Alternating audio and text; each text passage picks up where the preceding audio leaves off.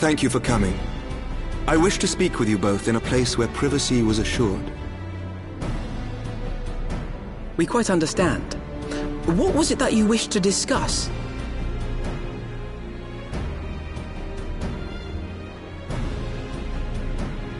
With my father's passing, the seat of the Archbishop lies vacant. And so, in accordance with canon law, I have assumed his responsibilities. I should stress that this is a temporary measure. It was never intended that the Lord Commander of the Temple Knights serve in this capacity indefinitely. Quite the opposite. The statutes specify that I should surrender my powers as soon as a conclave of the senior clergy and the high houses have named a new archbishop. But in light of recent events, that would not seem appropriate. I confess I did not expect you to divulge quite so much quite so soon. The details of the Archbishop's plans, perhaps, but the true origin of the war and all it entails? I too had concerns. But when the Warrior of Light is witnessed returning to the capital upon the back of a dragon, one's options are rather limited.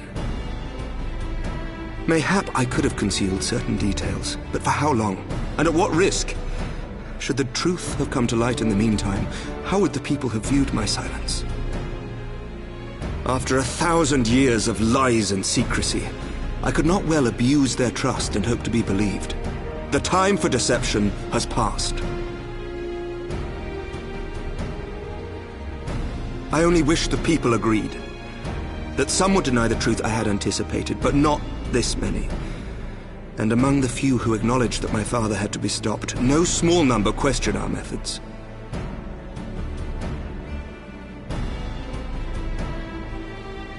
If they suspect a coup, it will not be long before some turn to violence. It has already begun, and that on both sides. Men and women of the cloth are being harassed in the streets. Some have even been assaulted in the Broom. Hilda and her people have formed a watch to help us maintain order, but such measures will not prevent the unrest from spreading. For all our talk of peace, the people remain frightened and confused. For their sake, we must bring the Dragonsong War to a definitive end.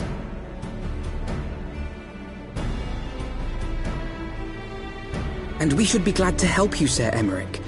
But what precisely would you have us do?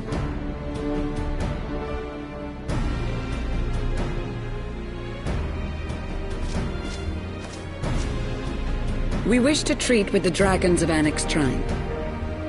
To that end, I would trouble you for an escort and an introduction.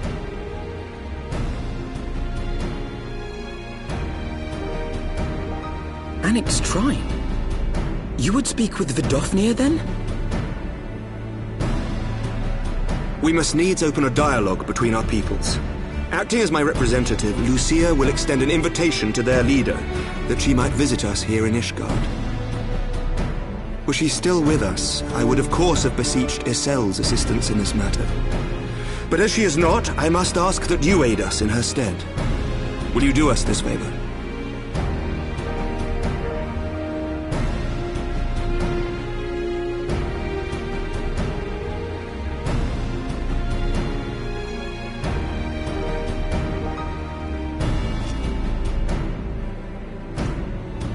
Thank you, my friends. Lucia, I leave the rest to you.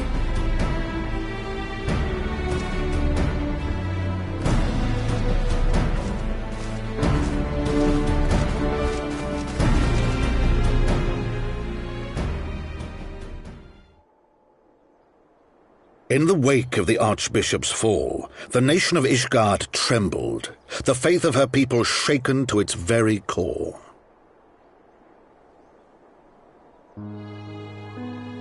For 1,000 years had they fought and died, certain of the justice of their cause, only to be told that their holy war was born of the sins of their forefathers.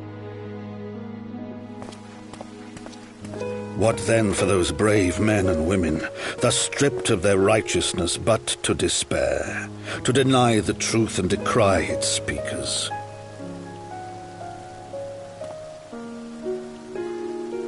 And what then for those whom they defamed but to hope on, to have faith in a brighter tomorrow?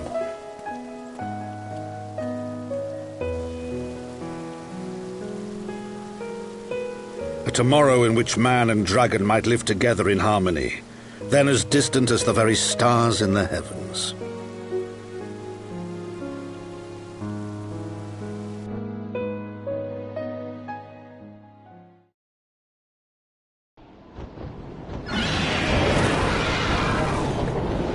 Yet while we dared to hope, deep within his lair the enemy lay, gathering his strength. Nidhogg, now possessed of his 2 eyes and the body of the Azure Dragoon, prizes to which he had laid claim at the very hour of the hero's triumph.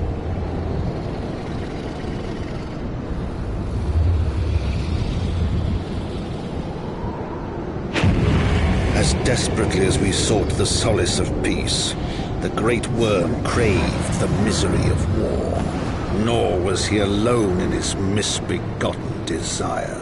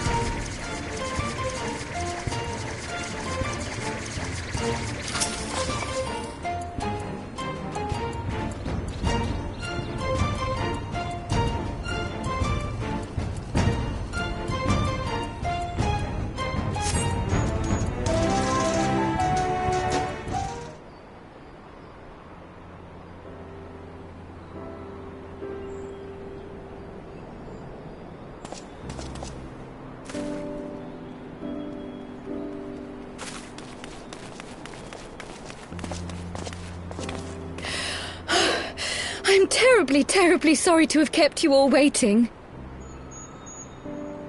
You need not apologize. We arrived but a moment ago ourselves.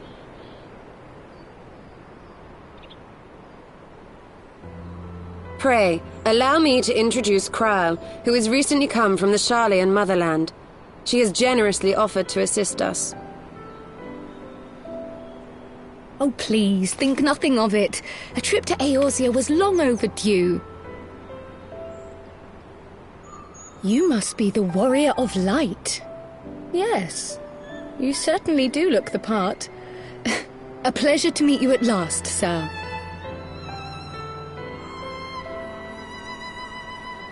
And who is that I spy but young Alpha No Levieur himself? I dare say someone's grown an ilm or two in my absence. Or are those lifts in your boots?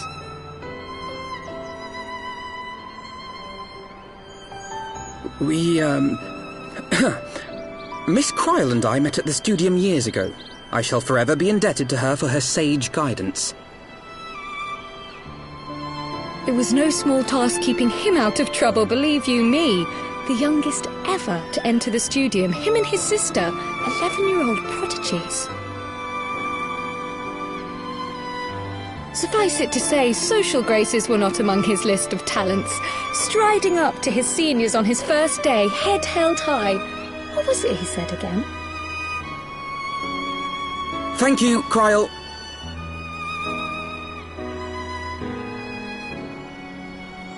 For what? I haven't finished yet. Would you care to attempt a more dexterous deflection? Mayhap we should save this delightful conversation for a more fitting occasion, when pressing matters do not demand our undivided attention. A bit much, but better. I can tell you have been putting your skills to use here in Eorzea. Henceforth, I trust you will dazzle me with your eloquence at the first time of asking.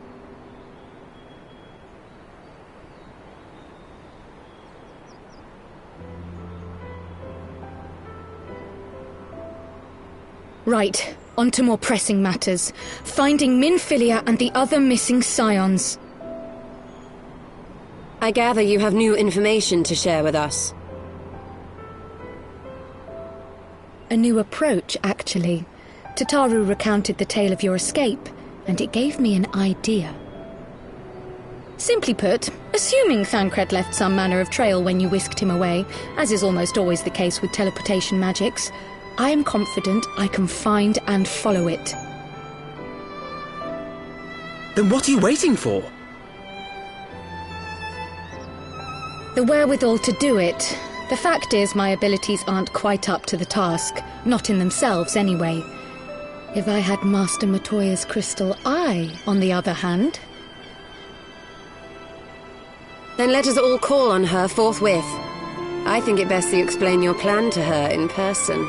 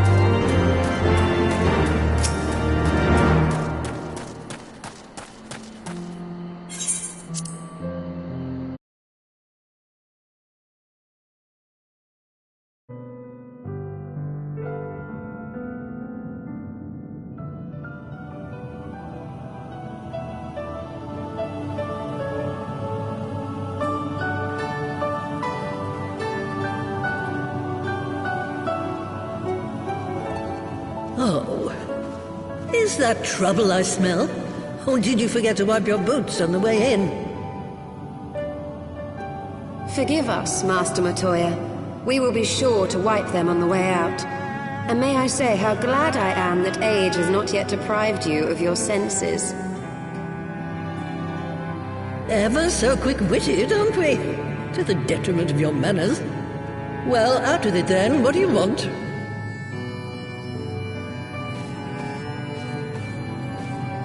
Pray, allow me to introduce myself, Master Matoya. I am Kryl, of the students of Baldessian. I hope you will excuse our unannounced visit.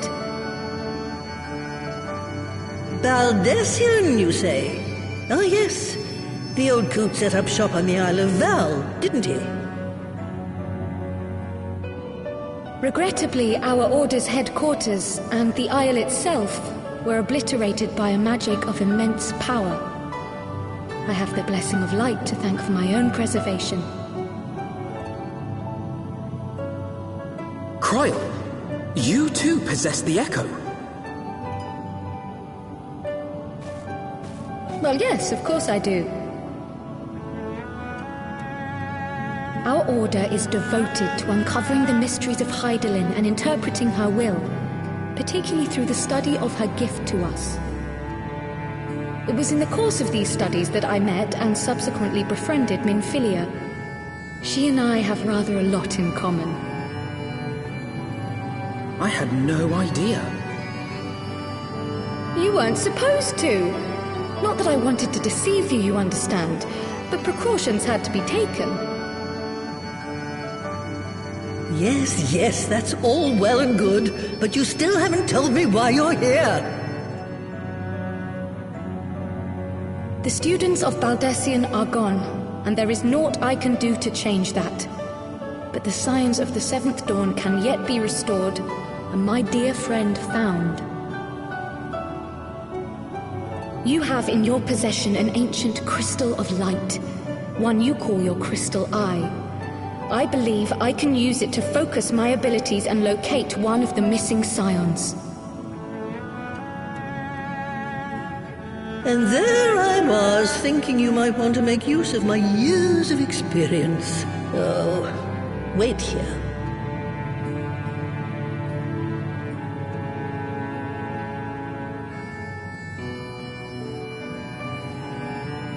Long did I ponder the nature of this crystal and its familiar radiance, but never did I suspect it was a crystal of light.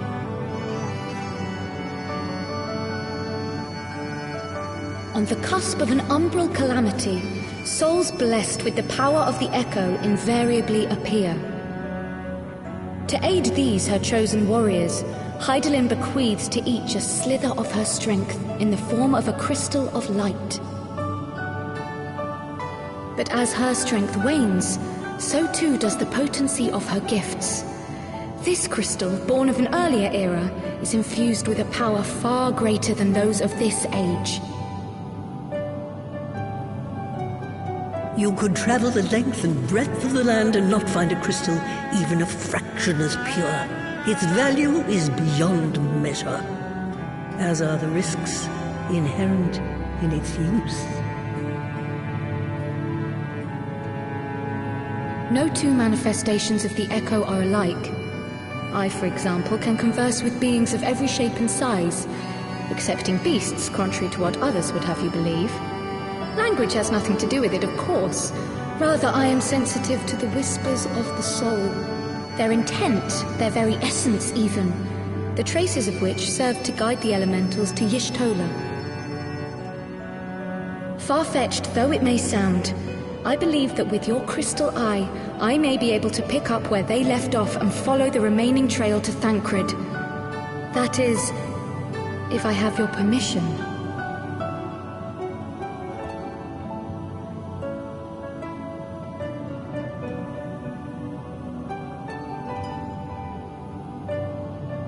Well, the poor sod's not going to find himself. So, as long as you don't drop it or take it out of my sight, you may do with it what you will. Thank you, Master Matoya.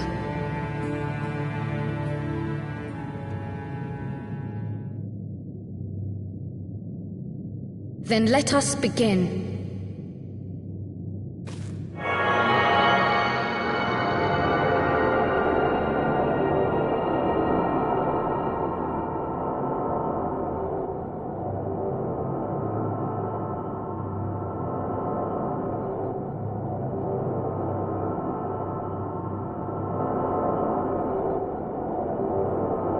From the Black Shroud, the trail continues to the north and west, towards a mountain, the foot of Som Al.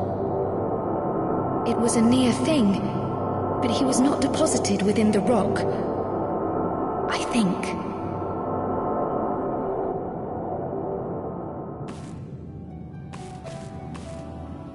The hunters of Tailfeather know those lands well. I say we begin our search there.